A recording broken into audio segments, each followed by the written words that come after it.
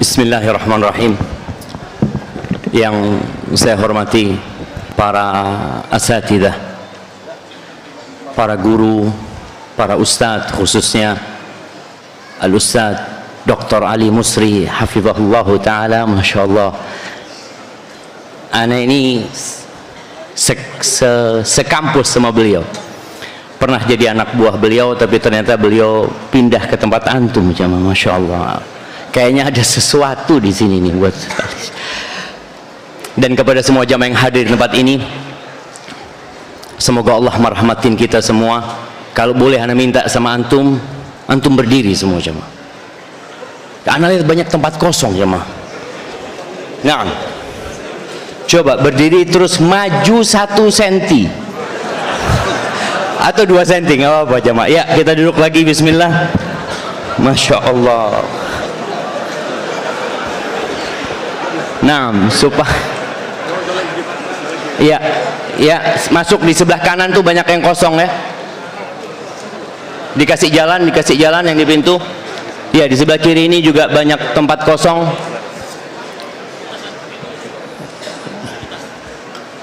Di atas ada tempat kosong juga. Masya Allah. Cuma nggak kelihatan ustadznya di atas. Ya, silahkan memenuhi tempat pintu surga itu. Antara Mekah sama Hajar kira-kira 1000 kilometer. 1000 kilo, satu pintu surga. Nabi alaihissalatu menyebutkan kelak pintu itu akan berdesak-desakan orang. Maka semoga kita termasuk yang berdesak-desakan di pintu surga Allah Subhanahu wa taala. Masih ada yang kosong? Masih jamaah yang masih berdiri, coba dikasih jalan jamaah supaya maju ke depan. Iya. Nah, iya, silakan masuk, kasih jalan yang di pintu, dikasih jalan. Nah, panitianya kemana jamaah? Kok nggak kelihatan panitianya? Ustadz suruh ngatur jamaah akhirnya. Astagfirullah, ini dosanya antum ini bang. Ana pikir tadi kasih muqaddimah jamaah mutertibin, ternyata enggak. Dibiarin yang berdiri bang. Ya, silakan masuk ke depan. Dikasih jalan. Allah Azza wa Jalla mengatakan, wa idza qila lakum tafassahu fil majalis fafsahu yafsahillahu lakum. Apabila dikatakan kepada kalian luaskan tempat duduknya, kasih kesempatan buat yang lain, kata Allah, Allah akan meluaskan buat kalian. Allah akan meluaskan hidup kita insyaallah jamaah, di dunia dan di akhirat.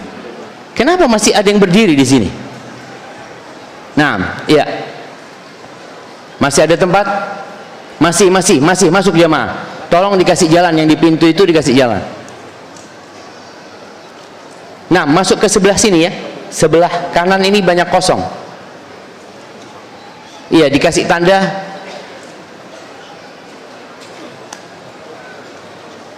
Nah, masuk ke dalam jemaah. Sebelah sini kosong. Iya, masuk. Iya, antum masuk. Ya, itu banyak yang kosong sebelah sana. Terus yang bersandar yang tua jemaah. Yang muda maju ke depan.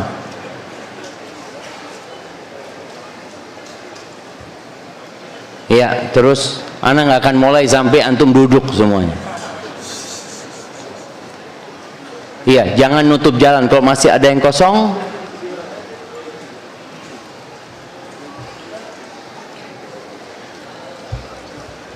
Iya.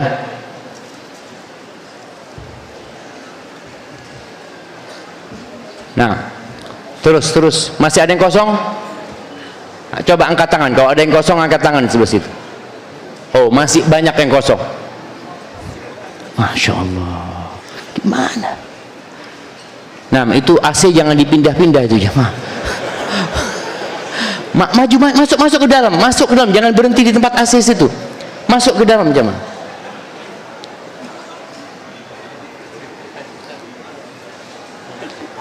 Kayaknya kita ngatur jamaah sampai adzan Isya. Nah, maju, jangan duduk sampai ke paling depan jemaah.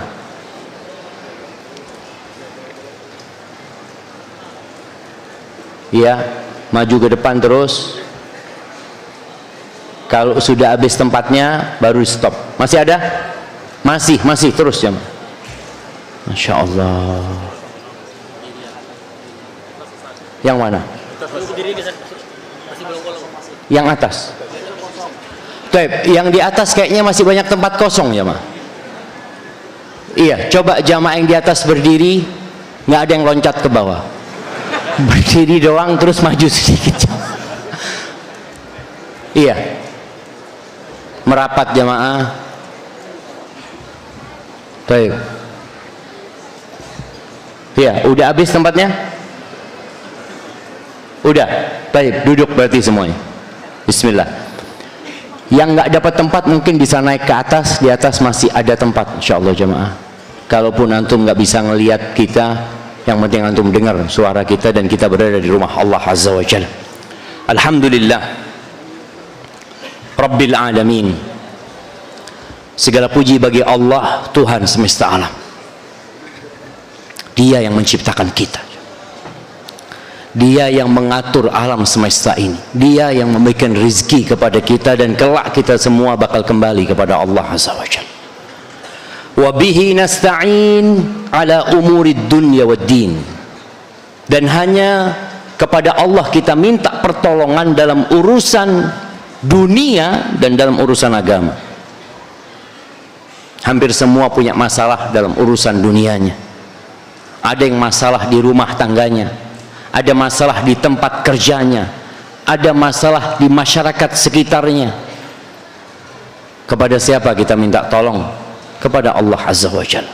Dan dalam urusan agama, berapa banyak di antara kita yang sulit untuk hadir kajian rutin, padahal kita tahu majelis itu adalah majelis yang para malaikat turun di tempat itu, tapi sulit kita mau datang.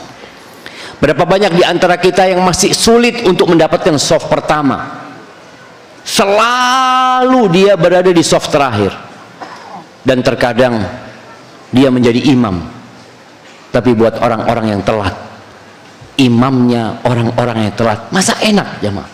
Tapi ada yang seperti itu terus terjadi. Ada yang sulit sholat malam, sampai saat ini belum bisa sholat malam Ustaz. Alhamdulillah sholat yang 5 waktu aja ana udah penuh dengan perjuangan. Ada yang sampai hari ini masih susah untuk puasa sunnah. Maka minta pertolongan kepada Allah Azza wa Jalla. Wassalatu wassalamu ala sayyidil mursalin wa imamil muttaqin qaidil ghurril muhajjalin sayyidina wa maulana Muhammadin wa ala alihi wa ashabihi ajma'in. Ya Allah, semoga salawat dan salam senantiasa Engkau curahkan untuk hamba kekasih-Mu, untuk imamnya orang-orang yang bertakwa, untuk penghulunya para utusan Allah, baginda Nabi kita Muhammad alaihi salatu wassalam, dan untuk keluarga beliau, untuk istri-istri beliau, untuk putra-putri beliau, dan untuk seluruh sahabat Nabi. Semoga Allah meridai kita bersama mereka. Amma ba'd.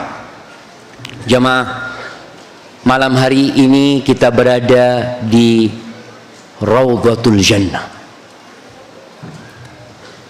Kita tidak bicara masjid ini namanya Raudhatul Jannah, tapi yang namanya majelis ilmu itu adalah Raudhatul Jannah, taman-taman surga. Malaikat-malaikat Allah itu ada yang kerjanya traveling, keliling jalan-jalan. Innalillahi malaikatan sayyahin, kerjanya keliling. Kalau mereka ketemu sama majelis zikir, majelis ilmu, mereka mengatakan farta'u, ayo ini tempatnya kita bersenang-senang untuk mendapatkan kenikmatan di taman surga. Ahibati fillah, apa tema kita hari ini? Antum apa? Mau dibuat apa? Apanya mau dibuat apa? Masya Allah, ini mau dibuat apa sama antum? Kasihkan kepada beliau. Masya Allah, barakallahu fikum. Iya, kita akan berbincang tentang harta. Harta itu diperlukan. makanya kita kerja. Harta itu dibutuhkan. Maka kita lihat orang-orang pagi udah meninggalkan rumahnya. Harta itu menyenangkan. Makanya kalau antum dapat harta, ketawa, alhamdulillah, senang. Harta itu kenyamanan. Kita lihat ketika harta antum bertambah, antum bisa hidup lebih nyaman. Dulu ketika susah Ustaz, ana nggak bisa berada di soft pertama kajian Ustaz. Setelah ana punya harta lebih, ana malah tidak datang kajian Ustaz. Makanya yang di soft pertama ini kadangkala dipertanyakan, kenapa di soft pertama fulan ini nggak pernah, kayaknya punya utang dia. Itu kadang-kala ada dalam bayangan kita. Ada orang-orang yang susah, jauh dari harta, malah dekat sama Allah Azza wa Jalla. Tapi fitnah harta, tetap harta itu menyenangkan jamaah, dan kita merasakan adanya kenyamanan. Tapi jamaah, kita perlu tahu hakikat harta. Banyak di antara kita yang merasa memiliki motor milik ana, rumah milik ana, toko milik ana. Kita perlu faham hakikat harta ini. Harta ini pada hakikatnya adalah titipan. Pernah lihat orang mati bawa mobilnya? Melihat, kenapa ditinggal mobilnya? Iya, bukan milik ternyata.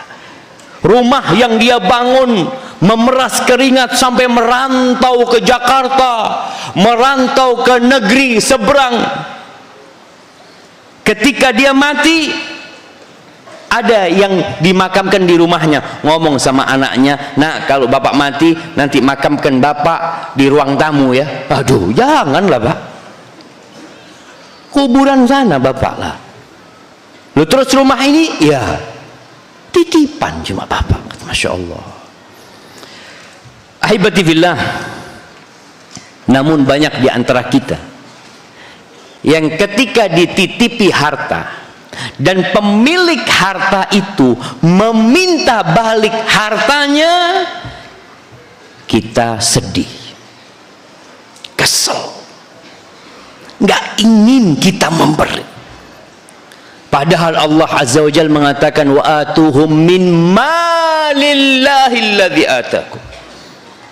Allah mengatakan, berikan kepada mereka dari harta Allah, malullah. Harta itu milik Allah Azza wa Jalla.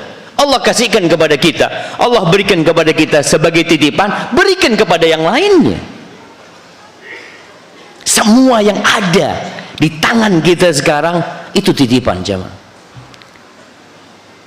Anak kita juga titipan. Istri antum titipan bukan? Sama titipan. Antum pun titipan. Berapa banyak istri yang ketika suaminya meninggal dunia,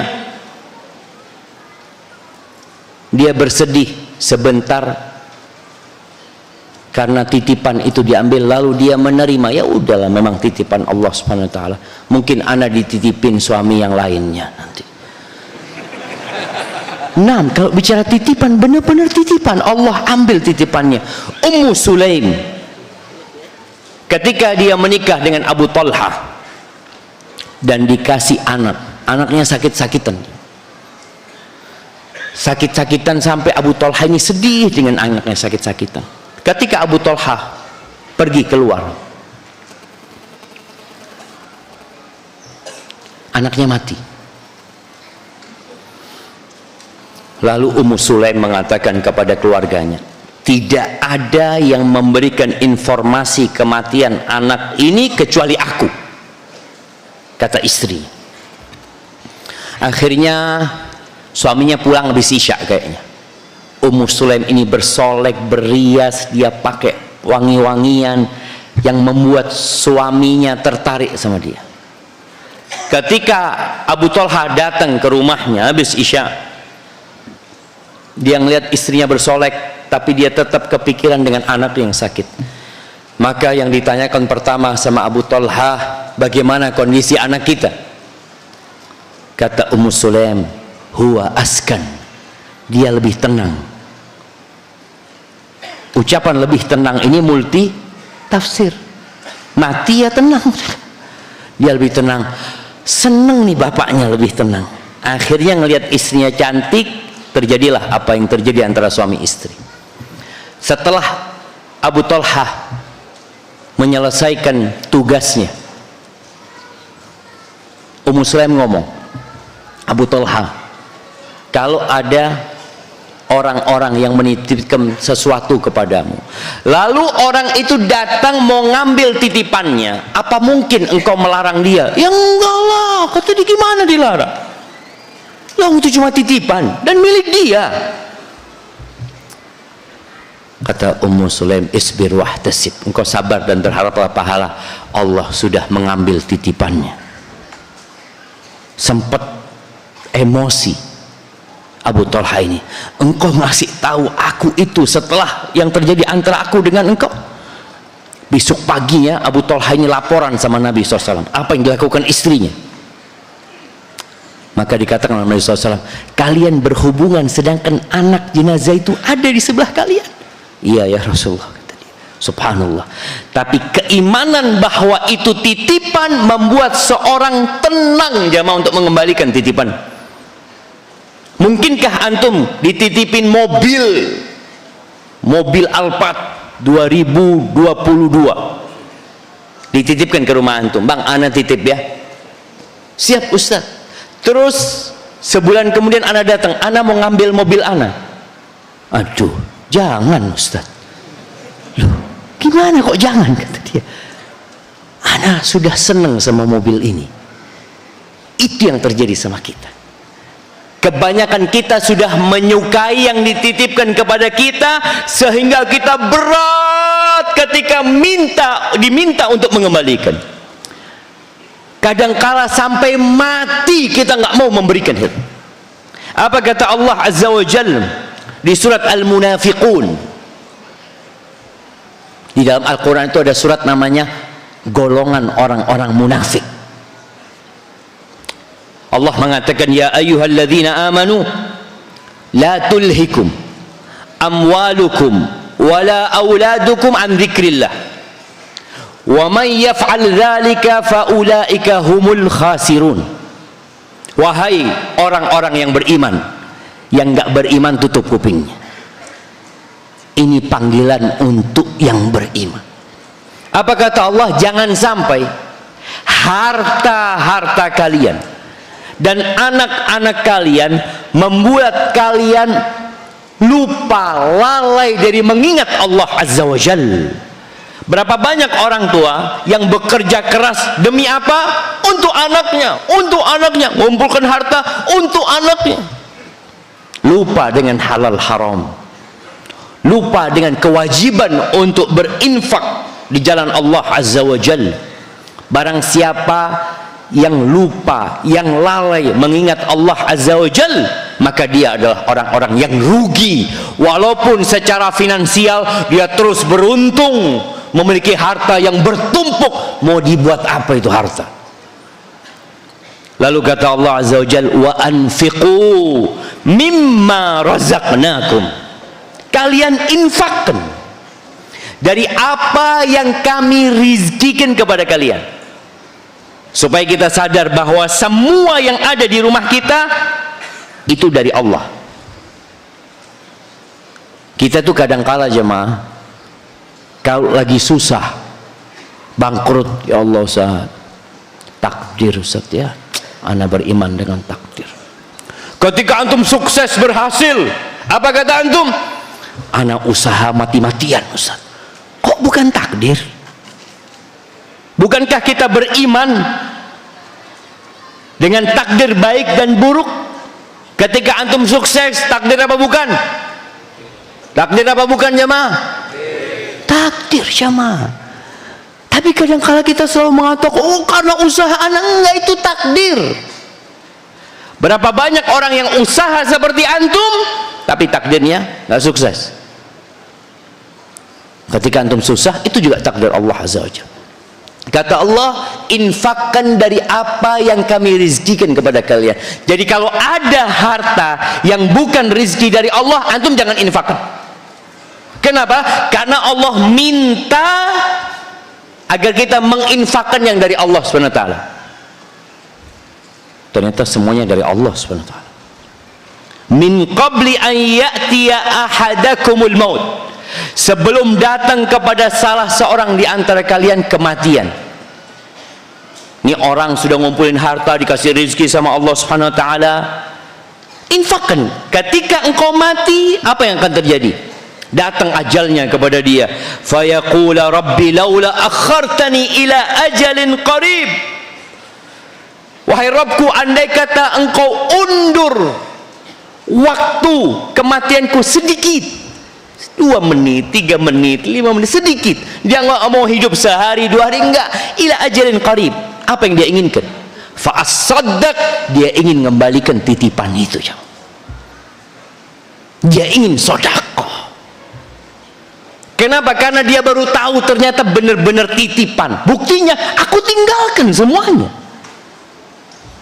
Siapa orang terkaya di muka bumi ini? Siapa jemaah? Wah, habis Qarun jemaah.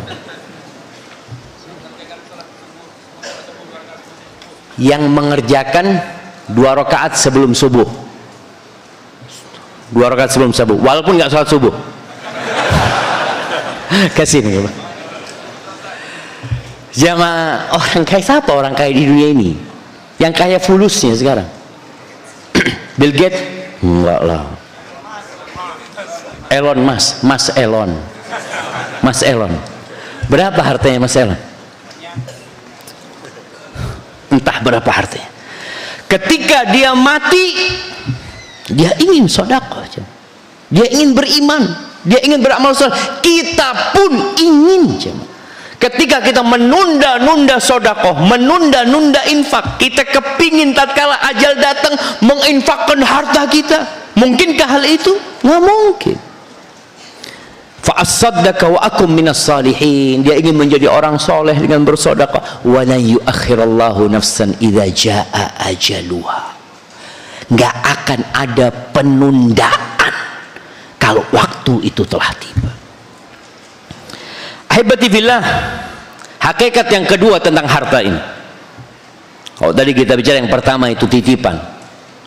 Yang kedua, harta itu akan memberikan manfaat kepada kita kalau keluar dari tempat kita. Kalau antum punya uang 1 miliar di tabungan antum, apa manfaatnya? Dilihat, alhamdulillah, nolnya tambah 1.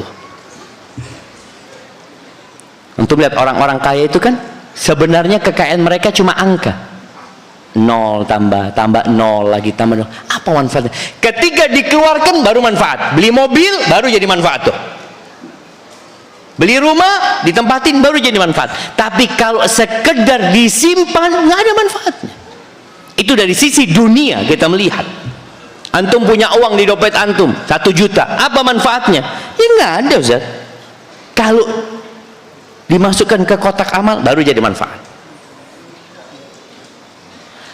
Maka agar tidak jadi beban itu uang yang kita kumpulkan, kita perlu keluarkan supaya kita dapat manfaat. Jamaah rahimakumullah. Nah, kita bicara mau dibuat apa? Berapa banyak orang yang punya harta berlimpah ruah, dia terus nimbun lagi, nimbun lagi, nimbun lagi. Pertanyaannya, mau dibuat apa sama antum?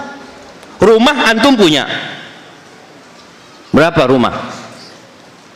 Alhamdulillah 4, Ustaz. Alhamdulillah. Istri 4 juga. Mobil 4. Usaha 40. Usaha 40. Kemudian tanah 400 hektar dia punya. Pertanyaannya, mau dibuat apa sama antum? Buat hidup udah cukup. Bahkan Bahkan sebagian orang jamaah punya harta itu cukup untuk 7 turunan, 7 tanjakan, 7 kelokan, cukup harta dia. Buat apa dia terus? Makanya kita benar-benar heran ketika orang ini berambisi ngumpulkan harta, nimbun harta. Tanyakan, mau dibuat apa sama antum? Ketika bicara cukup, anak belum cukup harta anak. Kenapa? Ada banyak masjid yang belum selesai, Ustaz. Belum cukup. Anak kepingin ngaspal jalan di kampung anak ini, Ustaz. Anak kepingin memberikan beasiswa kepada santri-santri yang nggak mampu, Ustaz. Belum cukup, belum, Ustaz. Makanya anak buka usaha lagi, belum cukup. Oke, itu manfaat jamaah. Tapi ketika cuma ditimbun, tanyakan buat apa antum? Tanyakan kepada orang kaya di negeri kita yang katanya hartanya 100 triliun. Tanyakan, mau dibuat apa Bapak? Dia akan bingung mau dibuat apa. Antum lihat, kenapa ada jam harganya 10 miliar? Jam jamaah. Tujuannya jam itu ngelihat apa? Lihat waktu. Apa kalau jamnya 10 M, waktunya bisa dimundurin? Alhamdulillah, Ustaz. Orang-orang ini jamnya 24 jam, anak sejak pakai jam ini 27 jam. Nggak ada. Kenapa ada tas? Emak-emak nih yang suka pakai tas. Pakai tas harga 1 M,2. Antum bayangin, berapa sih biaya bikin tas itu? Yang dijual 1,2 M, yang dijual 5 M, berapa biaya bikinnya? Wallah, mungkin biayanya cuma 100 juta atau 50 juta. Kenapa dia jual 1,25 M dia jual?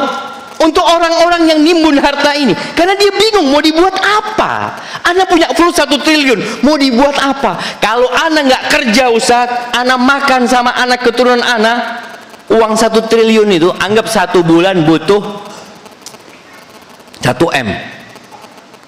Cukup 1 M buat makan jemaah? Oke. 1 M, 1 bulan berapa M berarti? 30 M. 1 tahun?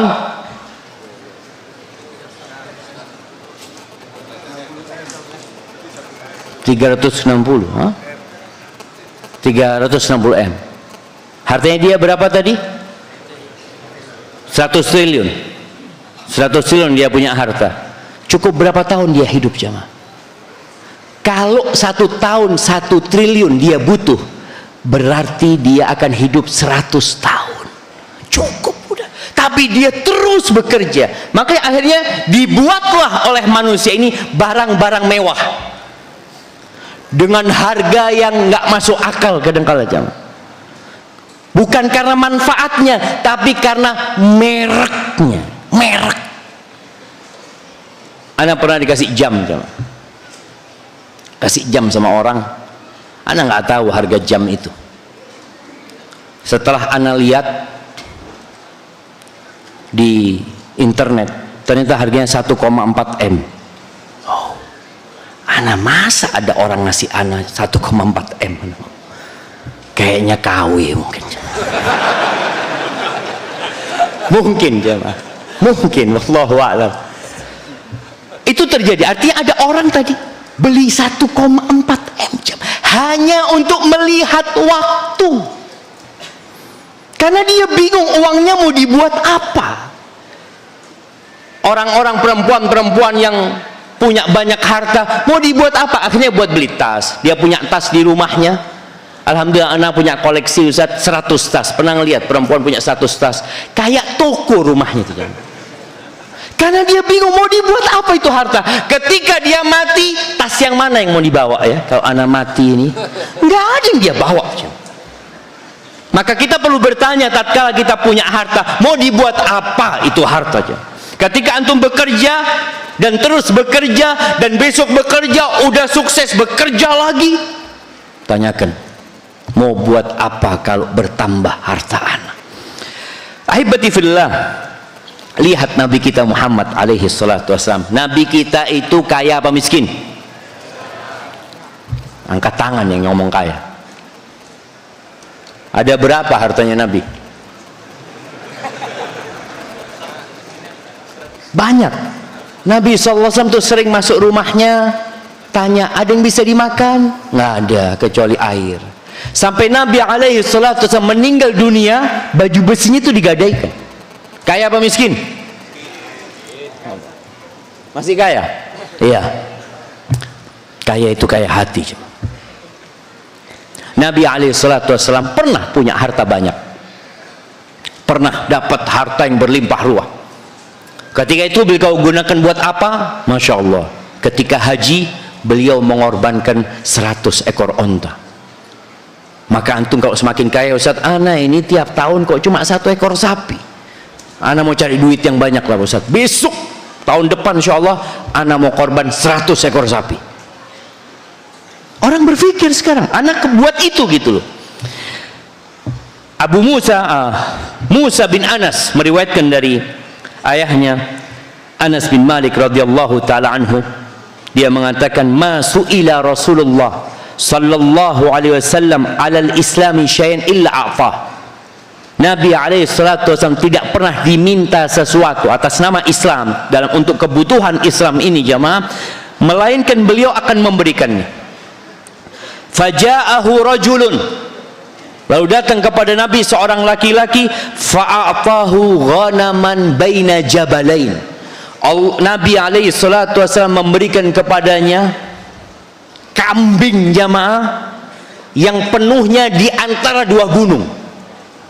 Entah itu ratusan atau ribuan kambing diberikan kepada dia. Di antara 2 gunung diberikan kepada orang itu. Lalu orang ini pulang ke kampungnya. Dia mengatakan kepada kampungnya, ya kaum aslimu, wahai kaumku, kalian masuk Islamlah kalian.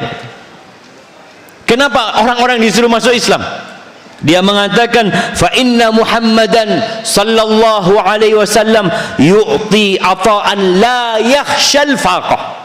Sesungguhnya Muhammad alaihi salatu wasallam itu memberikan pemberian yang tidak takut miskin. Tak takut miskin. Hadis rawahu Muslim. Itu yang terjadi dengan Nabi SAW ketika beliau punya harta, dibagikan. Ini dikasih 100 ekor onta, yang ini dikasih 100 ekor onta, sallallahu alaihi wasallam. Dan dalam hadis riwayatkan Imam Bukhari dari Abu Hurairah radhiyallahu anhu, qala Rasulullah sallallahu alaihi wasallam, "Lau kana li mithlu Uhudin dhahaban." Nabi alaihissalatu wasallam menggambarkan kalau beliau punya harta, andai kata aku memiliki seperti gunung Uhud emas. Berapa kilo gunung Uhud? Nah, berapa kilo? 1000 triliun. Masya Allah. Dia yang penting jawab, jangan apa anak kasidah. Soalnya anda juga nggak tahu berapa. Bismillah. Alhamdulillah. Yang pernah umrah akan melihat gunung Uhud itu besar sekali. Ana pernah naik pada waktu jadi mahasiswa itu 2 jam sampai ke puncaknya. Panjang sekali dia. Kata Nabi SAW, kalau aku punya seperti Uhud ini emas, ma yasurruni an la yamurra alayya thalathun wa indi minhu syai'. Aku nggak seneng kalau 3 hari masih tersisa. Bayangin jam. Beliau nggak ingin 3 hari masih tersisa dari gunung Uhud itu emas. Illa syai'un arsuduhu lidain, kecuali sesuatu yang aku simpan untuk bayar utang. Boleh nyimpan untuk keperluan, tapi kalau nggak ada keperluan, ya udah Nabi akan bagikan. Maka kita perlu bertanya, buat apa antum di rekening antum? Ustaz, alhamdulillah Ustaz, yang di rekening anak insyaallah anak mau kawin lagi Ustaz. Coba antum berpikir bagaimana yang ada di rekening ini untuk sesuatu yang benar-benar bermanfaat. Itu hadis diriwayatkan Imam Bukhari. Ada satu kejadian yang nggak mengenakan terjadi dengan Nabi SAW. Ini hadis diriwayatkan oleh Jubair bin Mut'im. Dia mengatakan ketika kami bersama Rasul sallallahu alaihi wasallam, bersama beliau itu ada banyak orang-orang mengikuti Nabi sallallahu alaihi wasallam ketika pulang dari perang Hunain. Orang-orang Badui itu gandoli Nabi sallallahu alaihi wasallam, minta kepada beliau, minta harta, minta yang Allah berikan kepada Nabi alaihi salatu wassalam, sampai akhirnya Nabi itu terpojokkan ke pohon samurah. Ada pohon di padang pasir yang berduri itu jamaah, sampai Nabi kepepet oleh mereka di pohon itu. Fakhatifat rida'uhu atau fakhutifat rida'uhu, selendangnya Nabi SAW ada yang ngambil jamaah.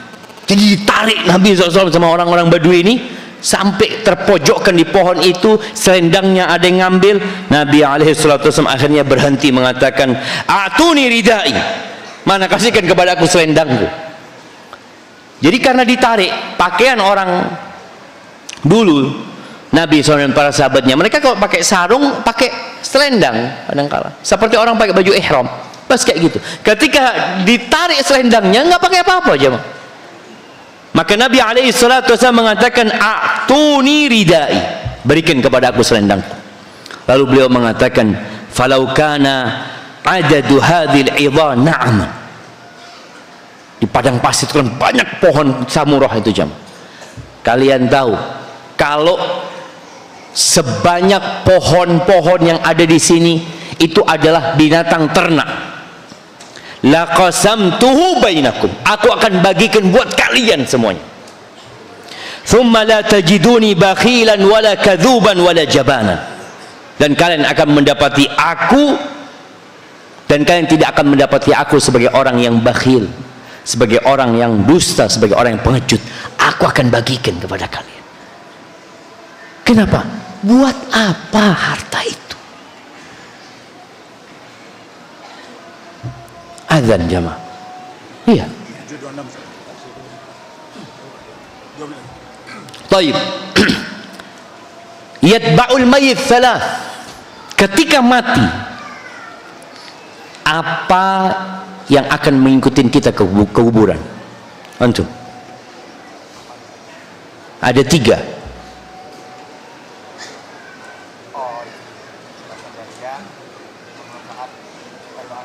Itu yang tidak terputus, insyaallah. Anda kasih hadiah. Pertanyaannya, nah, Anda pindah buat antum. Harta, keluarga, amal. Masya Allah, barakallahu fikum. Nah, 3 hal jamaah yang akan nganter ke kuburan, ngikut ke kuburan itu 3 hal. Hartanya ikut, mobilnya ikut, kadang-kala ke sana. Kalau dia orang kaya, masyarakat pada ngantarkan dia. Orang yang populer akan diantarkan bersama. Masya Allah, 1000 orang, 2000 orang mungkin yang mengantarkan dia ke kuburan. Keluarganya juga ikut, anaknya ikut, pamannya ikut, keponakannya ikut, Masya Allah. Dan amalnya ikut. Apakah ada dari keluarga, anak yang mau nemenin bapaknya di kuburan? Yang ngomong, sudah tanahnya, anak mau sama bapak di sini. Pernah lihat? Nggak ada. Mereka akan pergi. Harta akan pulang. Dapat sepekan anaknya kumpul. Yuk kumpul yuk. Kumpul ngapain? Ya warisan. Ini diapain ini? Mereka akan bagi warisan. Sebagian orang tua, ibunya kalau suaminya yang meninggal atau bapaknya yang meninggal, sang ibu kalau anaknya ngomong warisan marah-marah. Ibu masih hidup, kalian kok ngomong warisan? Loh enggak, warisan ini haknya anak-anak dan ibu juga punya hak. Punya hak yang sama. Maka sebagian orang berpikir punya ibu, bukan punya ibu. Tapi kita tetap harus berbakti sama orang tua. Yang tinggal di kuburan siapa? Amalnya jemaah. Sodakohnya, harta tadi yang dikeluarkan di jalan Allah, itu yang akan bermanfaat bagi dia di alam sana. Adapun harta yang dia pakai, mobil yang dia kenakan, ini sudah ditinggal dan akan dimiliki oleh keluarganya. Kita dengarkan azan dulu. Jamaah rahimakumullah. Iya, Kalau bicara buat apa harta itu, ada banyak pintu-pintu kebaikan. Tapi kita harus pinter-pinter, jemaah. Pinter-pinter mengeluarkan harta kita. Kadang-kala ada orang bangun masjid, tapi masjidnya nggak dipakai, cuma dipakai sholat 5 waktu, habis itu tutup. Bahkan ditulis di masjidnya tidak boleh tidur. Padahal kalau kita membolehkan jamaah itu tidur, kita dapat pahala lagi, jamaah. Bagaimana Masjid Nabawi dikhususkan tempat di sana buat orang-orang untuk tidur di masa Nabi alaihi salatu wassalam. Bicara sekolahan, kalau tadi disampaikan bagaimana sekolahan ini akan mengeluarkan santriwati yang hafal Al-Quranul Karim, yang hafal hadis Nabi SAW, yang kelak akan menjadi pencetak generasi masa depan. Kita berusaha untuk mengeluarkan harta kita di situ. Kalau bisa nggak ada orang lain, anak aja yang mau, Ustaz. Rasulullah SAW ketika beliau sampai ke kota Madinah, beliau mengatakan di sini insya Allah dibangun masjid di tempat ontanya, duduk gitu jemaah.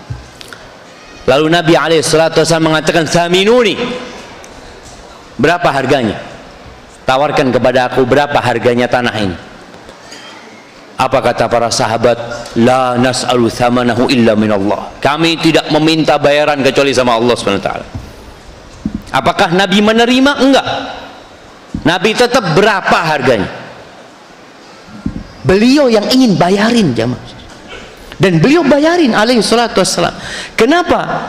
Karena pahalanya akan terus mengalir sama Nabi alaihi salatu wassalam. Sampai hari ini yang sholat di Masjid Nabawi itu wakafnya Nabi alaihi salatu wassalam. Awal Masjid Nabawi itu. Sehingga beliau tidak mau kebaikan itu ya diambil orang lain kalau beliau bisa melakukan. Ketika beliau mau hijrah bersama Abu Bakar radhiyallahu taala anhu wa sallallahu ala nabiyina wasallam, Abu Bakar mengatakan, "Ya Rasulullah, aku punya onta, 2 ekor onta. Aku sudah kasih makan dari daun sumar tadi. Kuat ontanya ini, 1 buat engkau ya Rasulullah." Apa kata Nabi SAW? Nggak mau dikasih gratis Nabi SAW. Bithaman, aku bayar. Soalnya kalau dikasih sama Abu Bakar gratis, siapa yang dapat pahala kendaraannya? Abu Bakar. Nabi enggak. Ingin hijrahnya murni, beliau yang dapat pahala hijrah itu. Ketika Rasul SAW berangkat perang Tabuk, berangkat perang Badar, 1 ekor onta itu untuk 3 orang aja. Karena jumlah ontanya cuma 70 ekor. Sahabat yang berangkat 300-an lebih. Nabi SAW ketika itu bergantian sama Ali bin Abi Thalib dan Abu Lubabah radhiyallahu taala anhuma sebelum Abu Lubabah disuruh balik ke Madinah. Yang pertama naik onta itu Nabi SAW waktu keluar kota Madinah. Setelah berapa kilo Nabi turun, mau diganti sama Ali atau Abu Lubabah. Apa kata Ali dan Abu Lubabah? Ya Rasulullah, da'na namshi anka.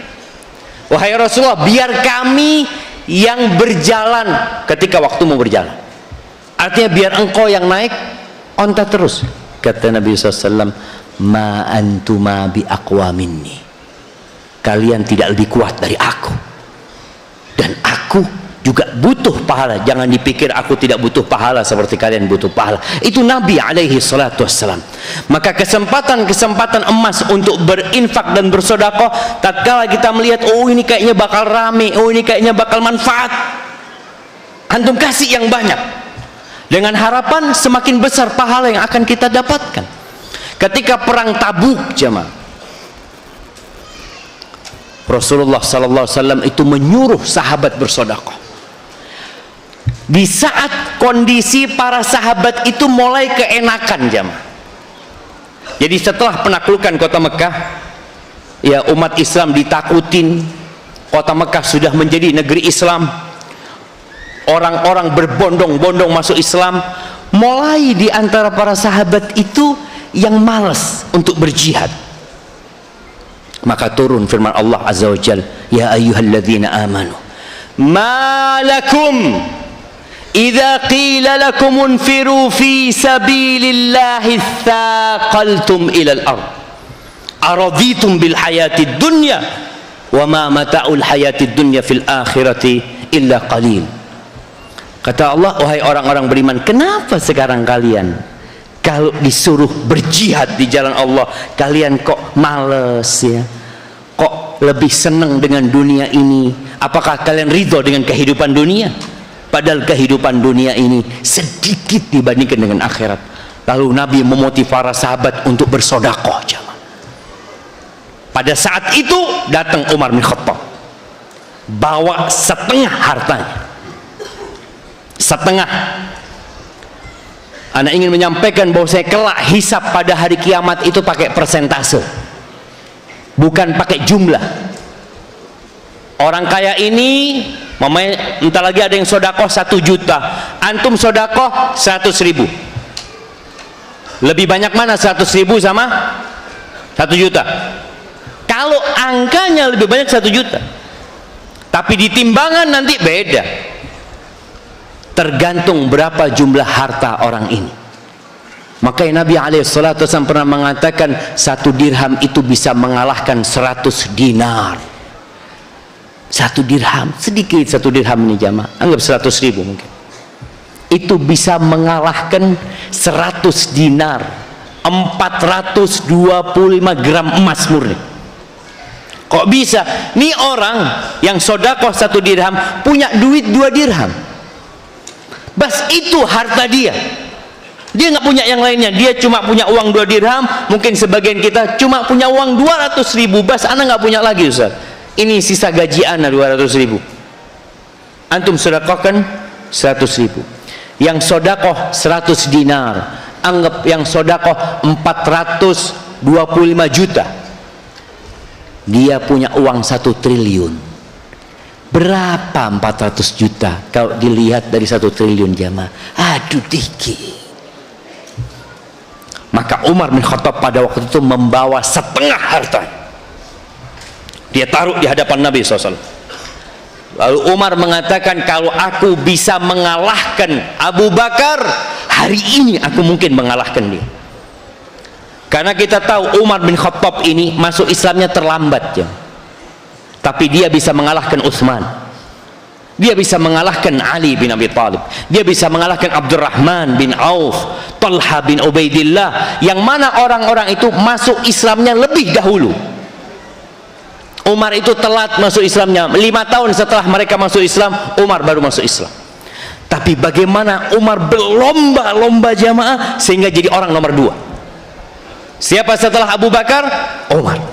Umar berpikir berlomba dengan Abu Bakar. Kalau aku bisa mengalahkan Abu Bakar, sekarang aku mungkin mengalahkan dia. Karena waktu itu punya harta Umar setengahnya ditaruh. Nabi SAW bertanya kepada Umar, ma tarakta li ahlik, apa yang kau tinggalkan buat keluargamu? Seperti ini, artinya setengahnya. Umar duduk di sana nunggu Abu Bakar datang. Abu Bakar bakal sodakoh juga nih. Dilihat Abu Bakar bawa harta, entah jumlahnya lebih banyak dari Umar atau sama. Ditunggu sama Umar. Nabi sama bertanya kepada Abu Bakar, madza tarakta li ahlik sallallahu alaihi wasallam, apa yang kau tinggalkan buat keluargamu? Aku tinggalkan buat mereka Allah dan Rasulnya. Apa kata Umar? Nggak mungkin aku ngalahkan Abu Bakar, nggak mungkin. Umar cuma mampu setengah hartanya, Abu Bakar semuanya. Antum semuanya apa setengahnya kayak Umar? Antum jangan semuanya besok hadza gara-gara Ustaz Syafiq hadza jadi susah hidupnya. Lah, ini ngomong keimanan jamaah. Ketika Nabi SAW khutbah Id, beliau berceramah di tempatnya kaum laki-laki. Lalu setelah itu beliau berangkat ke tempatnya perempuan. Maka beliau mengatakan kepada para wanita, ya ma'syaran nisa tasaddaqna fa inni ra'aitukunna aktsara ahli nar. Wahai kaum wanita, kalian bersedekah. Aku melihat kebanyakan kalian di neraka. Jadi sedekah ini menyelamatkan kita dari api neraka, walaupun setengah butir kurma. Apa yang dilakukan para wanita? Mereka melepas antingnya, dilemparkan ke selendangnya Bilal. Bilal bawa selendang. Ada yang melepas gelangnya, dilemparkan. Buat apa? Buat kita pakai lagi di surga, buat kita ketemu lagi nanti di padang mahsyar. Ketika perang Tabuk itu, Masya Allah jemaah, bagaimana sebagian sahabat itu bawa setengah sok. Setengah sok itu mungkin 1,4 kilo atau 1,5 kilo, dia taruh. Itu yang dia miliki, dia berikan. Sebagian sahabat nggak punya apa-apa, kerja dulu. Mereka dapat sesuatu, diinfakkan. Dari semangatnya mereka bersedekah, karena mereka tahu mau dibuat apa. Maka emak-emak yang di belakang lihat tasnya, tas anak ini anak paling suka, Ustaz. Keluarkan barangnya, atau sama barangnya sekalian. Ustaz, kotak amalnya kecil, Ustaz. Ya kotak amalnya masukkan tas. Jangan dibawa pulang. Wallahi jamaah, kita nggak tahu mana yang dapat menyelamatkan kita dari api neraka. Ketika antum dengar ada proyek kebaikan, banyak proyek antum dengar, ya Allah, anak kepingin nyumbang proyek ini, tapi anak belum punya uang. Niatkan, anak mau kerja bulan ini. Kalau anda dapat hasil, separuhnya anak akan berikan ke sana. Dan sejatinya harta itu pemberian Allah. Maka kata Nabi SAW, mana qasut sodakotun min mal. Sodakoh itu nggak ngurangin harta, nggak berkurang harta antum jamaah. Ini pertanda harta antum akan bertambah, akan berkah dengan sodakoh. Sodakoh itu menyelamatkan dari peristiwa-peristiwa buruk, dari petaka-petaka buruk jamaah. Boleh jadi antum sodako, motor antum nggak rusak, yang seharusnya rusak. Sebagian kita, ya anak sodako, berapa? 2.000 lah. Besok naik motor, aduh, bocor bannya, harus ganti ban, harus ini, habis 200.000. Boleh jadi dengan antum sodako 200.000, selamat jamaah. Sodako itu ngobatin penyakit-penyakit. Ini kalau kita bicara urusan dunia. Tapi hendaklah tatkala kita bersodakoh, berbagi, niatkan untuk akhirat kita. Dunia akan dapat. Ketika ada seorang sahabat datang kepada Nabi alaihi salatu wassalam, dia membawa 1 ekor onta, satu, udah pakai pelana lengkap. Dia mengatakan, ya Rasulullah, hadhihi fi sabilillah, ini jalan Allah. Apa kata Nabi SAW? Laka biha yaumal qiyamah 700 naqah kulluha makhtumah. Engkau akan mendapatkan ganti kelak pada hari kiamat 700 ekor onta, semuanya pakai pelana lengkap. Itu yang ada dalam catatan kita, itu yang ada dalam timbangan kita. Tapi kenapa kita malas bersedekah jemaah? Karena setan itu selalu nakut-nakutin kita. Kata Allah di surat Al-Baqarah ayat 268, asyaitan ya'idukumul faqra. Syaitan itu selalu menjanjikan kepada kalian, membisikkan kepada kalian kefakiran. Aduh, anak kalau bagi nanti habis duit anak, nanti gimana buat anak-anak anak, nanti gimana buat ini. Asyaitan, setan yang selalu memerintahkan wa ya'muruku bil fahsya, nyuruh kalian simpan itu harta, timbun itu harta. Mau dibuat apa? Buat anak, buat ini itu. Asyaitan. Boleh kita menyimpan harta seperti Nabi SAW, yang aku simpan untuk bayar utang, untuk kebutuhan anak sekolah, bukan untuk gaya hidup, tapi untuk kebutuhan hidup. Silahkan. Tapi jangan mau dibodoh-bodohin sama syaitan. Wallahu ya'idukum maghfiratan minhu wa fadlah. Allah menjanjikan kepada kalian ampunan. Kita punya banyak dosa jemaah. Mudah-mudahan sedekah ini menghapuskan dosa-dosa kita. Wa fadla, dan Allah akan kasih karunia buat kalian. Wallahu wasi'un alim, dan Allah itu maha luas dan maha mengetahui. Barakallahu fiik. Mungkin kita masuk ke sesi tanya jawab. Nah,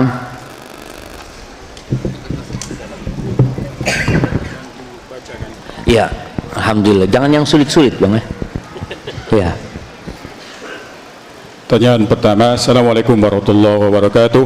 Waalaikumsalam warahmatullahi wabarakatuh. Ustadz, semoga Ustadz dan kita semua selalu dalam lindungan Allah Azza wa Jalla. Allahumma amin. Ana ingin bertanya, ada riwayat hadis, ini tanpa menyebutkan hadisnya Ustadz, ada riwayat hadis yang menceritakan pada saat mayat di dalam kubur meminta kepada Allah agar dikembalikan ke dunia sebentar saja, hanya untuk melakukan amalan sedekah. Kenapa tidak seperti amalan yang lain yang dikerjakan seperti solat, puasa atau haji dan umrah? Jazakumullah khairan. Masya Allah, barakallah fiqh.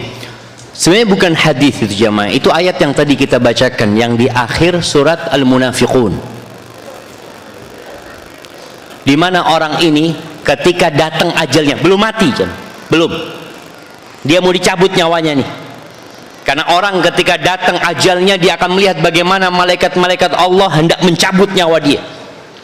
Maka dia mengatakan, wa anfiqu mimma razaqnakum min qabli an ya'tiya ahadakumul maut fayaqula rabbi laula akhartani ila ajalin qarib fa asaddaq. Dia mengatakan, wahai Rabbku, kalau engkau tunda kematianku sedikit, aku kepingin sedekah. Kenapa kok kepingin sedekah? Dia nggak kepingin sholat, kok nggak kepingin datang kajian, kok nggak kepingin berangkat umroh dan haji? Siapa yang tahu jawabannya? Nah,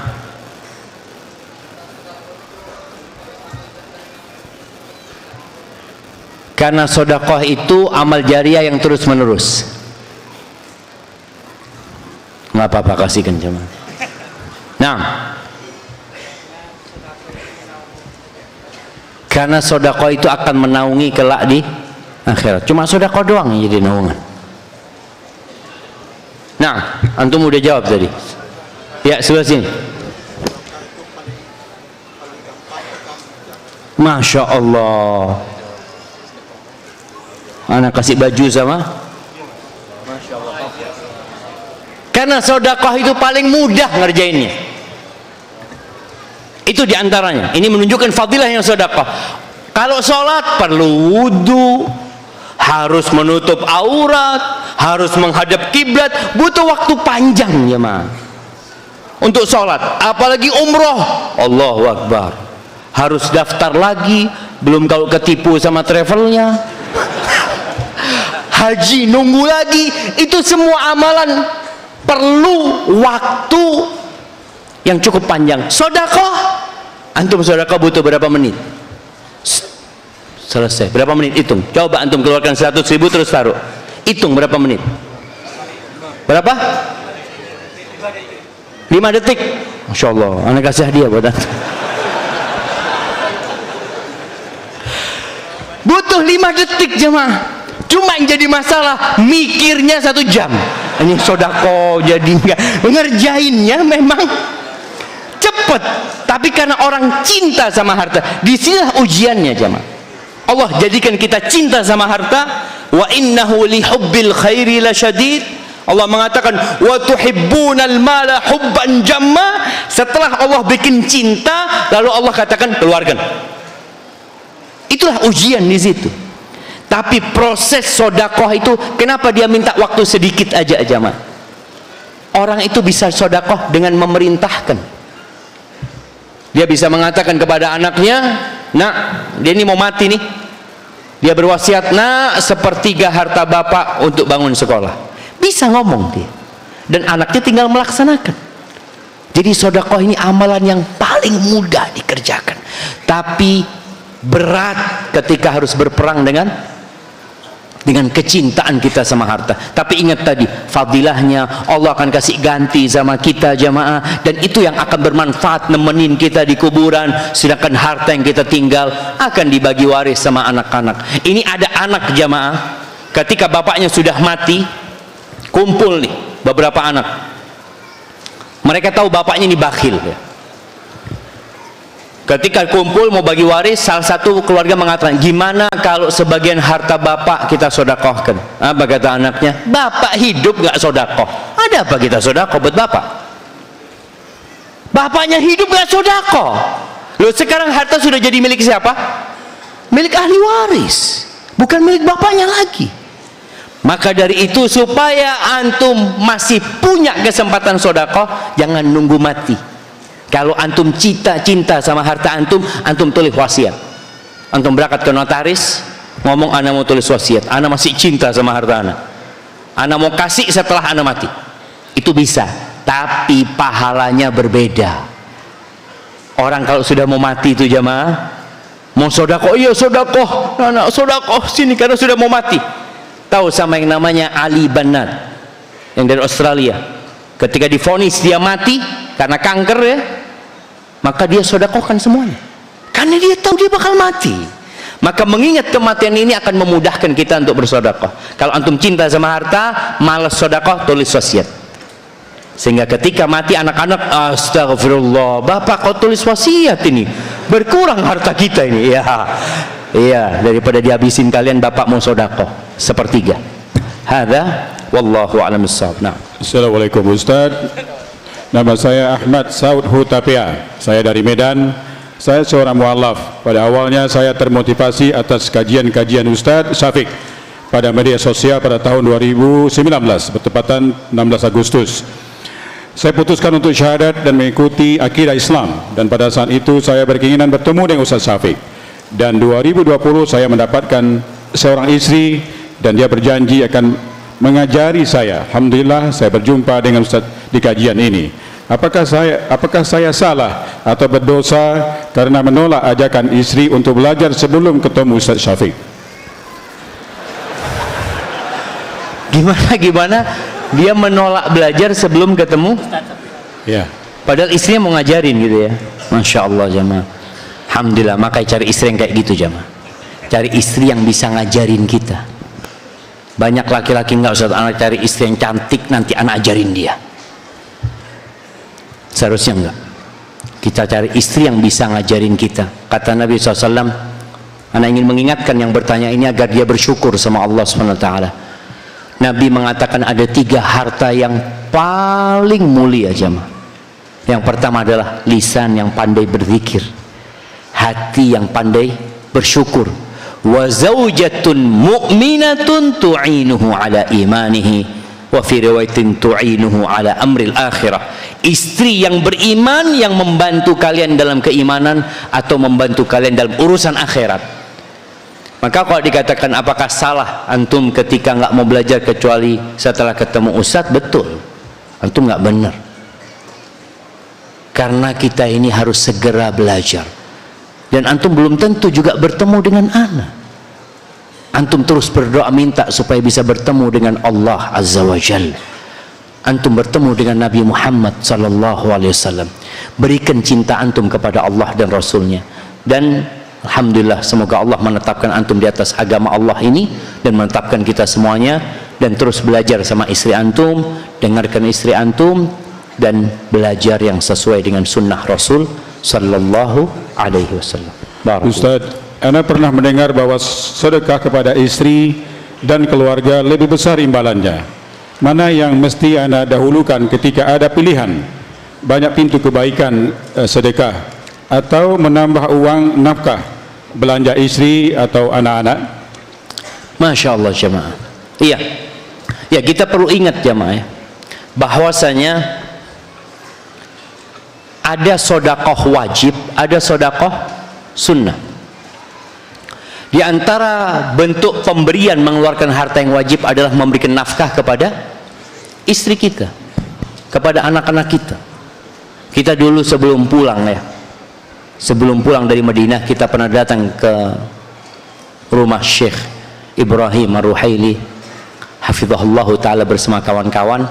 Kita minta nasihat. Di antara nasihat yang disampaikan, semoga anda nggak lupa, beliau mengatakan bahwasanya kewajiban dakwah itu kewajiban bersama. Kewajiban dakwah, kewajiban bersama. Adapun kewajiban memberikan nafkah kepada anak dan istri, itu kewajiban antum saja. Maka jangan sampai antum sibuk berdakwah, anak dan istri terbengkalai. Antum dalam artian harus cari nafkah buat mereka, karena itu jadi kewajiban pribadi setiap orang. Nabi SAW ketika ditanya sedekah yang paling mulia, ada seorang mengatakan, ya Rasulullah, aku punya uang 1 dinar katanya. Kata Nabi SAW, engkau sedekahkan untuk pakai buat dirimu uang itu, kata dia. Aku punya lagi, berikan kepada keluargamu. Bahkan Nabi SAW mengatakan, hatta luqmah, sampai suapan makanan yang kau berikan kepada istrimu, tabtaghi wajh Allah tabaraka wa ta'ala, engkau berharap pahala dari Allah, berharap perjumpaan dengan Allah, itu akan ditulis sebagai sedekah buat engkau. Jadi kalau pertanyaannya, mana yang anda harus lakukan? Antum harus melihat mana yang lebih bermanfaat. Oke, istri antum mau kasih tambahan, antum punya rezeki lebih, Allah nyuruh liyunfiq dzu sa'atin min sa'atih. Yang punya kelapangan rezeki, berikan kepada istrinya yang sesuai dengan kelapangannya. Ini ada orang, Masya Allah, dulu gajinya 5 juta, berikan kepada istri 3 juta.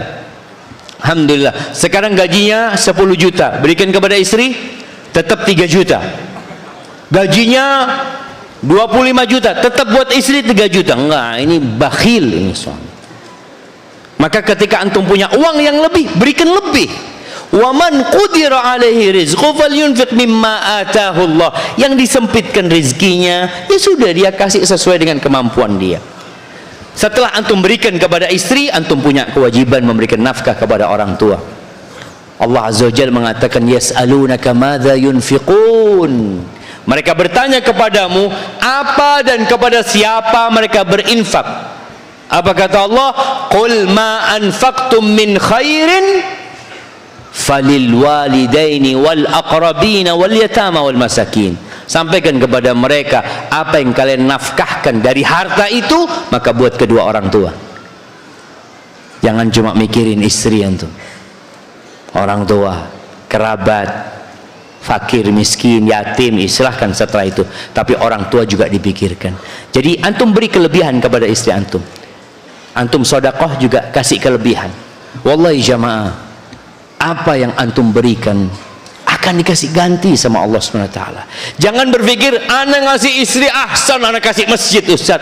Nah, antum kasih istri, antum niatkan mengharapkan keridhaan Allah Azza wa Jalla, antum berharap menyenangkan hati istri antum, itu jadi pahala. Karena ada perempuan-perempuan yang ngeluh, dia mengatakan, Ustaz, ana punya suami Ustaz, ya Allah Ustaz, dia itu rajin bantu orang lain Ustaz, ana kadang-kala ingin sesuatu, dia katakan, lah nggak manfaat itu, buat akhirat semuanya. Iya, suami berikan kepada istrinya, berharap pahala dari Allah, jadi nilai sedekah. Dan lebih dari itu, suami menggauli istrinya, itu juga sedekah jamaah.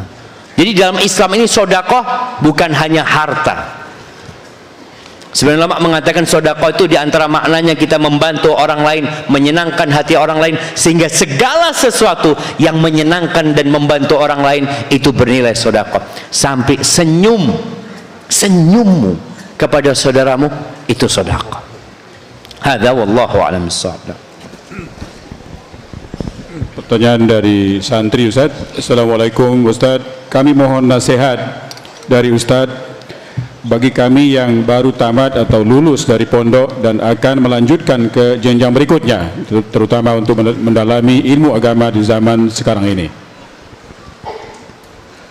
Nah, nasihat apaan? Iya jemaah, ketahuilah bahwasanya fase hidup kita itu ada dua. Fase sebelum baligh dan fase sesudah baligh. Anak kalau sudah baligh itu disebut dewasa sudah. Dia sudah punya kewajiban seperti kewajiban orang dewasa lainnya. Maka antum jangan heran, di masa Nabi SAW itu umur 15 tahun sudah ada di medan perang ya. Umur 18 tahun sudah menjadi panglima perang. Kenapa? Karena mereka yang sudah balik ya udah dianggap dewasa. Hanya saja pada waktu itu Nabi SAW melihat yang umurnya 15 tahun, di bawah 15 tahun dianggap kecil ya. Dia masih terlalu kecil untuk ikut perang. Tapi udah dewasa dia. Anak-anak itu menawarkan diri. Maka nasihat ana kepada anak-anak yang sudah balik, apalagi santri yang sudah lulus dari pesantren, ingat engkau sudah dewasa, engkau sudah besar, engkau sudah punya kewajiban dan tanggung jawab. Jangan memperpanjang masa kanak-kanak. Oh, saya masih anak-anak. Nggak ada, engkau sudah balik. Malaikat udah nyatet amalanmu. Semua yang dikerjakan sama engkau sama yang dikerjakan orang-orang besar itu. Udah dicatat amalan. Maka nasihat anak, kalau bicara antum hendak melanjutkan silahkan, tapi selama 6 tahun antum di pesantren sudah punya banyak ilmu. Berapa hadis yang engkau pelajarin, berapa ayat yang engkau hafal, dan Nabi Muhammad alaihissalatu wasallam berpesan, balighu anni walau ayat, sampaikan dari aku walaupun 1 ayat. Ada orang-orang yang beranggapan, oh masih kecil, masih bau kencur, kencing aja belum lurus, masa udah ngasih tahu orang lain. Nah, balighu anni walau ayat. Antum sudah berusaha sekarang. Tidak harus antum berceramah di atas mimbar, enggak. Sekarang ada media, ada YouTube, ada Facebook, ada IG. Manfaatkan antum untuk menyampaikan. Ada faedah dari guru antum, catat, sampaikan.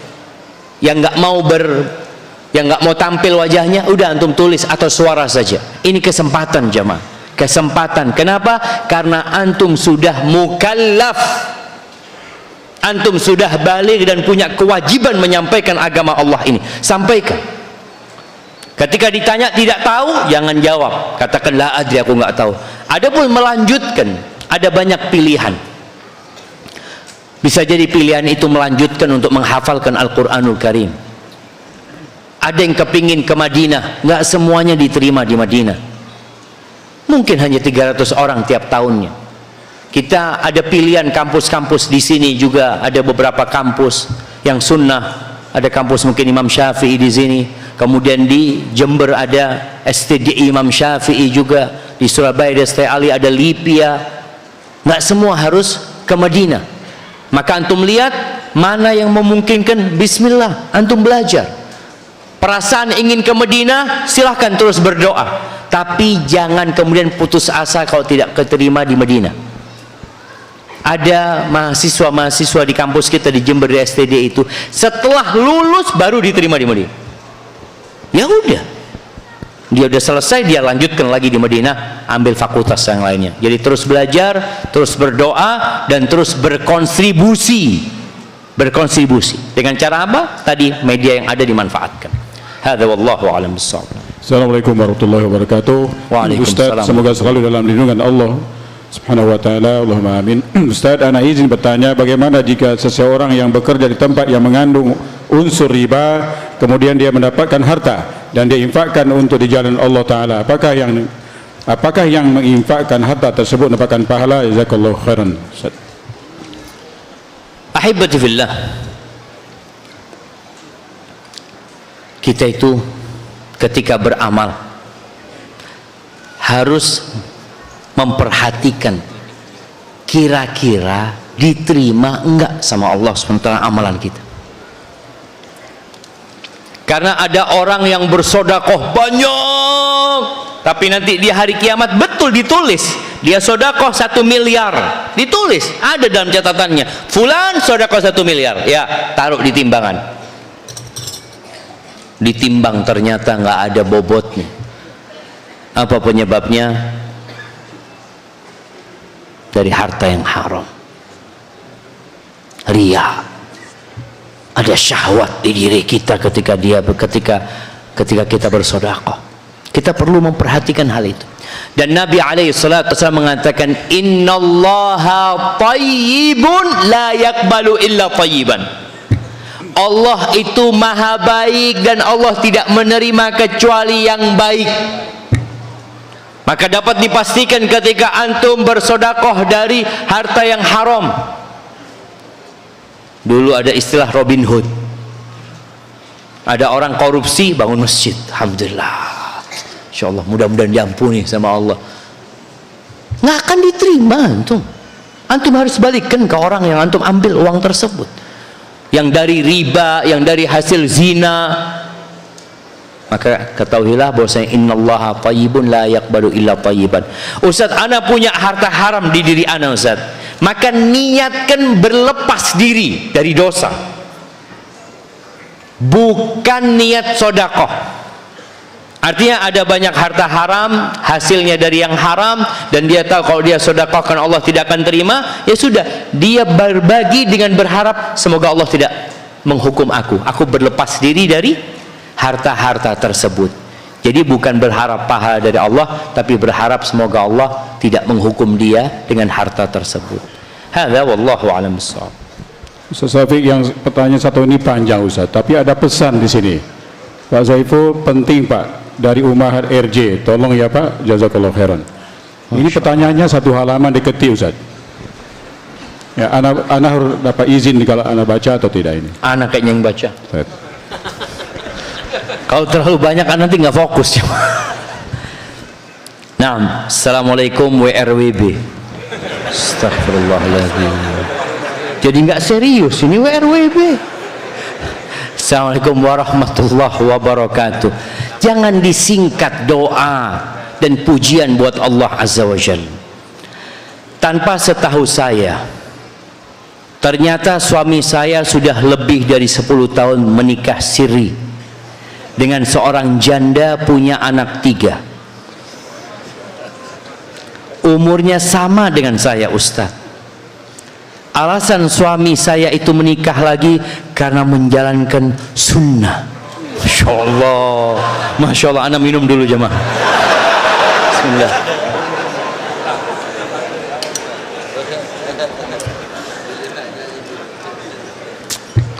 Jadi alasannya anak karena menegakkan sunnah itu cuma. Begitu pandainya suami saya menyembunyikan, Ustaz.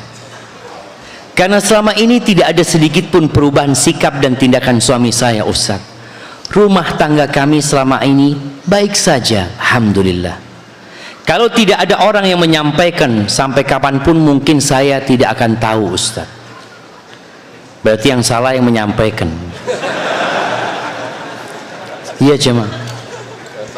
Berapa banyak rumah tangga baik-baik gara-gara ada orang yang menyampaikan, rusak rumah tangga. Dia katakan nggak ada masalah.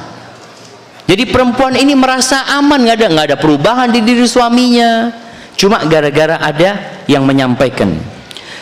Dia katakan, dapat Ustadz bayangkan betapa kaget, sedih dan marahnya saya, Ustadz.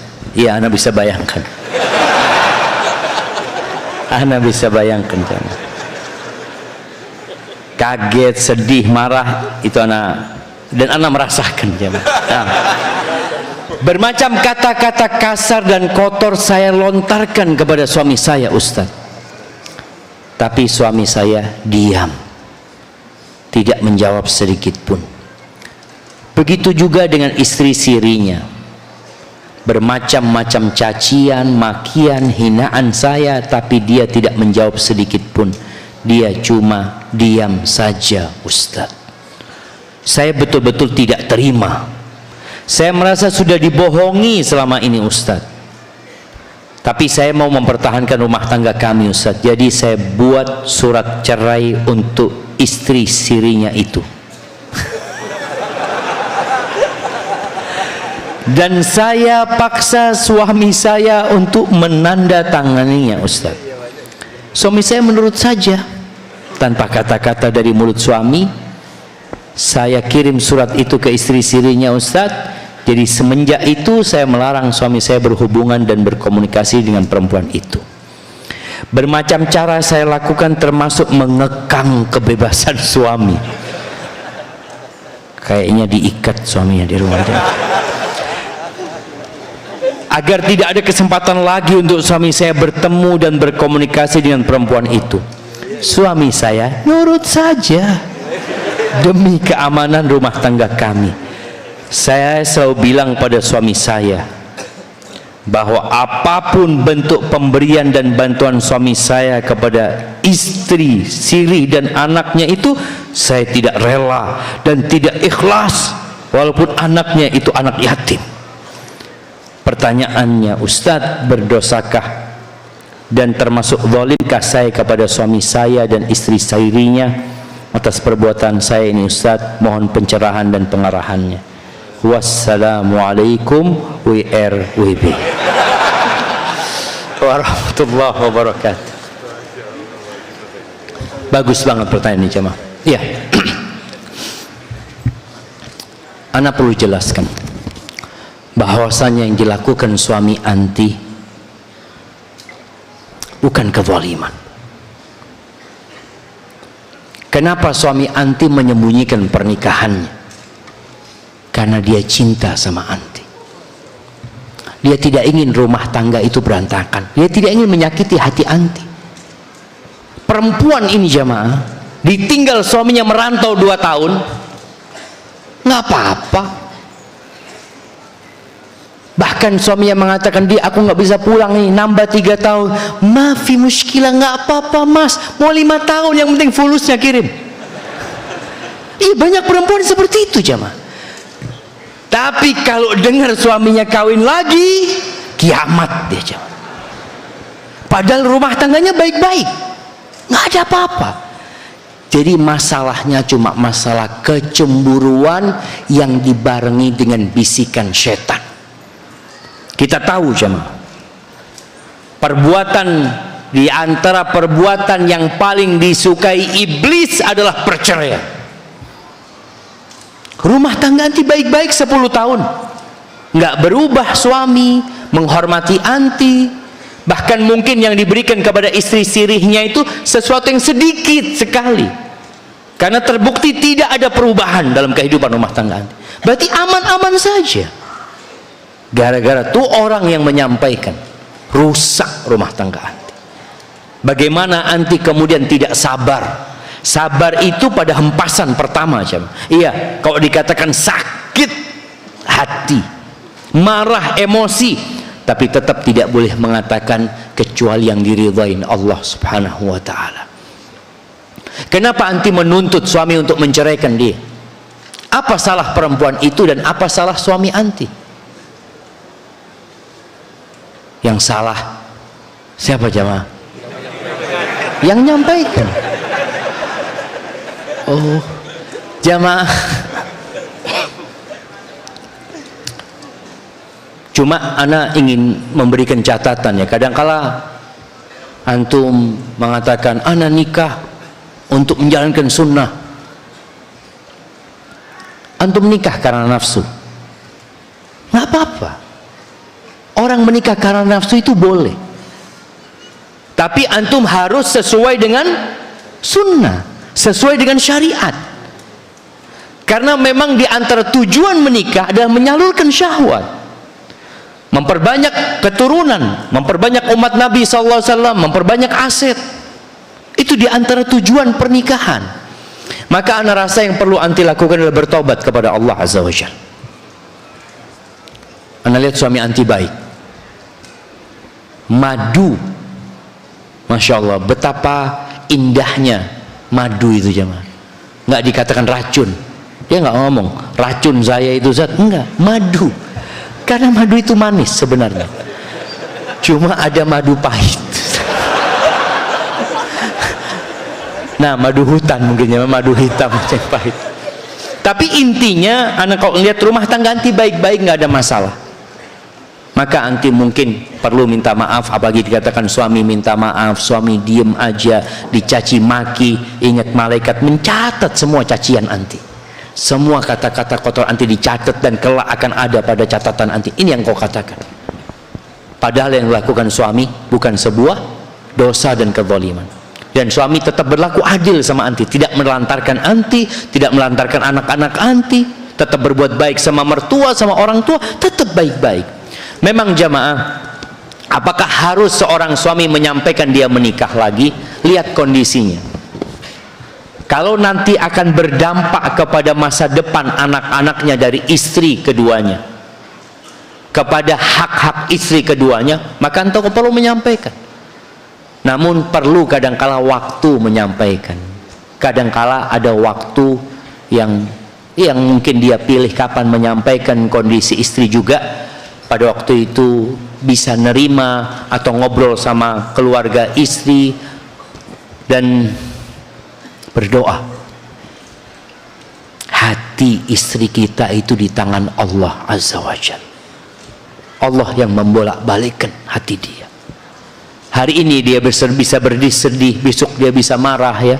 Dan bagi para perempuan, ketika ada kawannya yang dipoligami, maka tolong engkau menguatkan kawanmu, bukan ngomporin dia. Ana punya istri kadang-kala dia lemah jemaah ya. Karena ada yang ngompori jemaah. Ada yang mengatakan, aku alhamdulillah, aku nggak dikasih harta, aku ya nggak banyak duitnya, tapi aku nggak dipoligami. Ini orang ya bisikan-bisikan syaitan. Ini juga jemaah. Kadang-kala nih ada orang ketika tahu fulana dipoligami, dia datang seakan-akan dia cinta sama fulana. Ya Allah, kesian engkau ya, engkau kurang apa? Kau bisa dipoligami engkau. Kalau aku nggak mau dipoligami. Ada syaitan yang kedua ini. Ada banyak setan. Padahal kita tahu amalan yang paling dicintai Allah, sururun tudkhiluhu ila muslim. Kegembiraan yang kau transfer kepada hati saudara. Itu amalan yang paling dicintai Allah.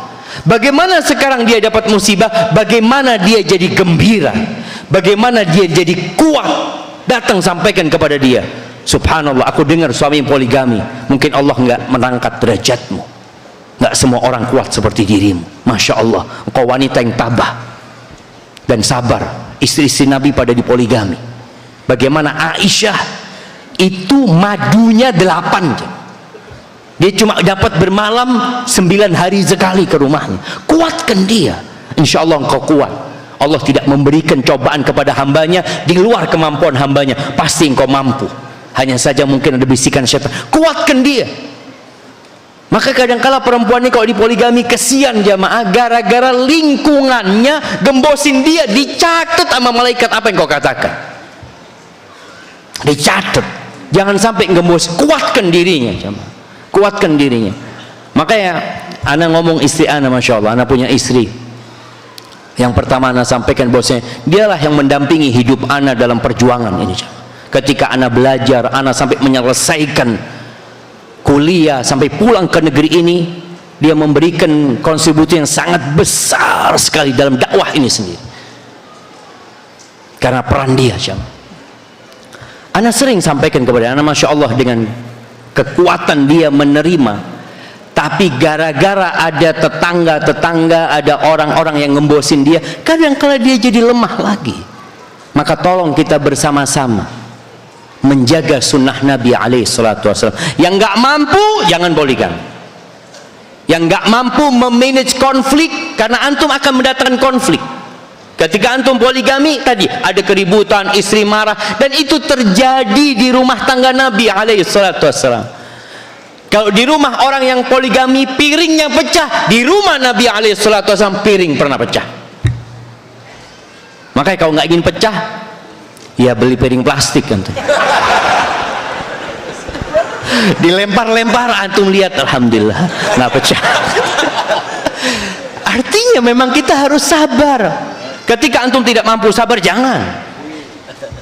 Yang ada antum akan ribut terus. Ini suami ibu ini, masya Allah, diem dimarahin. Nah, maka insya Allah ibu banyak istighfar, mohon ampun sama Allah Subhanahu Wa Taala, lanjutkan kehidupan ini. Mungkin Allah menyediakan bagi ibu yang bertanya ini derajat di surga yang amalan ibu nggak cukup. Allah kasih ujian ini. Dan insya Allah sekali lagi ujian itu sesuai dengan kadar keimanan kita. Jadi kalau ada perempuan, anak nggak mampu, engkau bukan nggak mampu, tapi engkau nggak mau. Karena kalau itu terjadi, berarti engkau mampu. Seperti itu. Namun kadang-kala memang ada yang menyebabkan rumah tangga harus berpisah. Boleh jadi karena ada kezaliman, atau memang ya ada perempuan yang kurang bersyukur kepada Allah Azza wa Jalla. Hadza wallahu a'lam bissawab. Assalamualaikum warahmatullahi wabarakatuh. Ustaz, berikan nasihat kepada kami yang hanya mau hadir kajian ketika daurah atau tabligh akbar, sementara kajian rutin dekat rumah jarang sekali hadir. Barakallahu fiik Ustaz. Antum termasuk kayaknya. Iya. Jadi ahibati fillah, insyaallah kita semua tahu dengan fadilah ya. Fadilah hadir kajian. Mau itu daurah tabligh akbar, mau itu kajian rutin, sejatinya fadilahnya itu sama. Fadilah hadir di majelis ilmu, fadilah antum melangkahkan kaki dari rumah antum, duduk di rumah Allah, bagaimana malaikat-malaikat mengelilingi antum, bagaimana rahmat Allah meliputi antum, bagaimana sakinah itu turun kepada antum, dan wa dzakarahumullah fi man indah, Allah akan menyebut-nyebut antum, fulan hadir, fulan hadir, disampaikan kepada malaikat. Allah itu bangga kepada hamba-hamba Allah yang datang kajian, sehingga disebut-sebut sama Allah Azza wa Jalla. Kenapa Allah berbangga? Siapa yang tahu? Nah, kenapa? Karena nama Allah selalu disebut. Iya, nggak apa-apa. Iya. Kenapa Allah bangga sama yang hadir majelis ilmu? Allah menyebutkan kita di hadapan malaikat ya.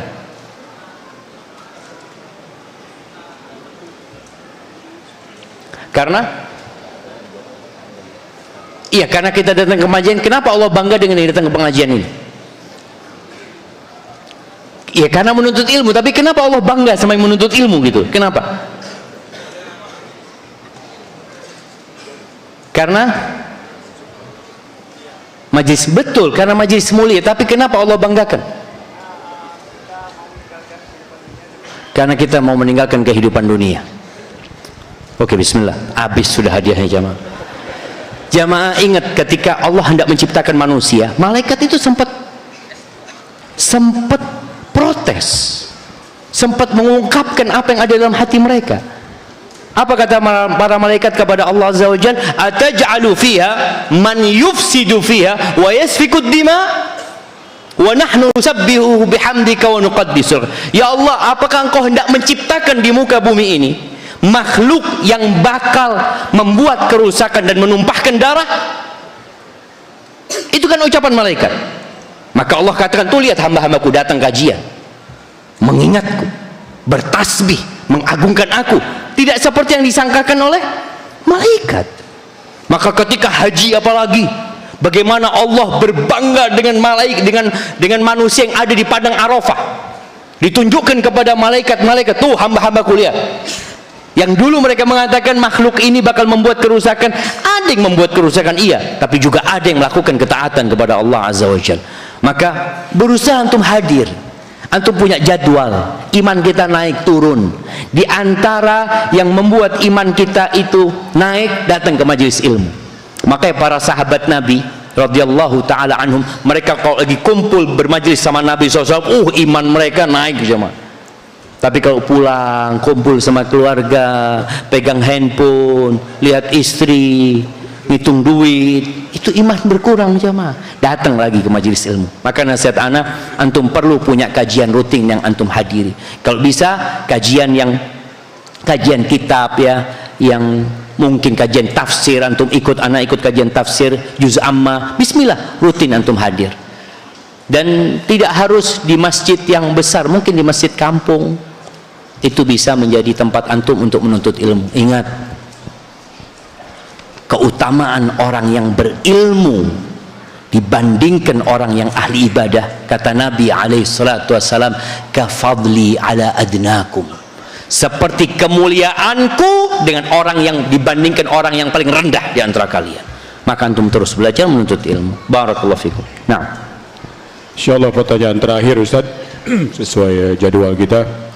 Ustaz, bagaimana caranya membujuk suami agar menikah lagi? Bukan Ustaz. Bagaimana caranya membujuk suami agar dengan hartanya bisa pergi umroh atau haji bersama? Itu pertanyaannya Ustaz. Masya Allah, suaminya berarti nggak berangkat umroh dan haji? Belum kayaknya. Iya jamaah, harta ini di antara efek sampingnya itu membuat kita jadi congkak dan sombong, merasa nggak butuh sama Allah SWT. Allah mengatakan innal insana la yatgha, sesungguhnya manusia benar-benar melampaui batasnya. Kapan? Ar-ra'ahu istaghna, ketika dia melihat dirinya nggak butuh sama Allah. Orang kalau miskin butuh sama Allah kan, tapi kalau orang punya uang, ana punya harta cukup lah buat 2 tahun. Ana sekarang punya uang, saya beli mobil sekarang ana bisa. Kadang-kala membuat dia sombong dan congkak. Maka hendaklah seorang hamba itu ingat bahwa harta itu milik Allah. Kalau tadi istrinya kepingin suaminya berangkat umroh dan haji, maka ajak suaminya ke kuburan sebelum berangkat umroh dan haji. Bang, abang kan nggak kepingin umroh sama haji, yuk kita ke kuburan yuk. Bismillah, datang ke kuburan. Nih bang, fulan mati belum umroh bang, nih fulan mati belum haji, nih bang, ini hartanya ditinggal semuanya bang, abang mau kayak itu ya, nggak pakai bahasa yang baik lah suaminya, cuma ingin mengingatkan dia supaya dia tahu bahwasanya harta itu akan ditinggalkan. Kemudian sampaikan kepada suaminya bahwasanya harta abang nggak bakal berkurang dengan berangkat haji. Bahkan di antara pembuka pintu rizki itu, kata Nabi alaihi salatu wassalam, tabi'u bainal haji wal umrah fa innahuma yanfiyanil kufra wal faqra kama yanfil kir khabathal hadid. Kalian ikuti haji dengan umrah, umrah dengan haji. Kenapa? Dua amalan ini menghapuskan kekufuran dan kefakiran, sebagaimana alat pandai besi itu membersihkan besi dari karat-karatnya. Jadi mungkin anti motivasi suami dengan mengingat akhirat, ziarah kubur ya, datang ke orang-orang yang susah, kemudian ya didoakan suaminya, lalu sampaikan tentang keutamaan haji dan umrah. Karena memang kadangkala orang itu nggak yakin zaman. Allah di dalam Al-Quranul Karim itu seringkali menyampaikan infak ini bersama dengan sholat infak atau zakat, terus disampaikan. Karena apa? Karena ada orang yang nggak yakin dengan janji-janji Allah Azza wa Jalla, sampai Allah mengatakan tadi yang dibacakan oleh Ustadz kita, in tuqridullaha qardun hasanah, udah nggak usah ngasih, utangi udah. Orang kalau ngasih kan hilang, tapi ketika Allah mengatakan utangi Allah. Kalau orang ngutangin, itu orang berpikir kalau orang ini orang baik, insya Allah dikembalikan. Bagaimana kalau kita tahu orang ini baik dan akan memberikan tambahan kepada kita tanpa syarat kita, bukan riba. Dan Allah Azza wa Jalla berjanji akan melipat gandakan sampai 700 kali lipat. Sampaikan kepada suami tentang akhirat, tentang keimanan ini. Semoga dengan itu termotivasi untuk melaksanakan ibadah haji dan umrah. Baik.